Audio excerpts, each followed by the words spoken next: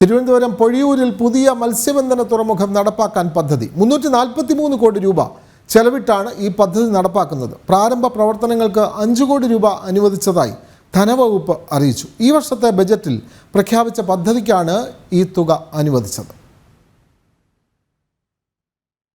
കേരളത്തിലെ ഏറ്റവും തെക്കേയറ്റത്തുള്ള തീരപ്രദേശമാണ് പൊഴിയൂർ. കാലങ്ങളായിട്ടുള്ള കടലാക്രമണത്തിൽ തീരം നഷ്ടപ്പെട്ട മത്സ്യത്തൊഴിലാളി മേഖല. 343 കോടി രൂപ ചെലവിൽ പ്രദേശത്ത് മത്സ്യബന്ധന തുറമുഖം നിർമ്മിക്കാനാണ് നിലവിൽ ധനവകുപ്പ് ഭരണാനുമതി നൽകിയത്.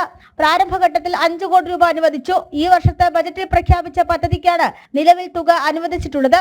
പുതിയ തുറമുഖത്തിനുള്ള ഒന്നാം ഘട്ട പ്രവർത്തനങ്ങൾക്കായി 65 മീറ്റർ പുലിമുട്ട് തീരത്ത് സ്ഥാപിക്കും.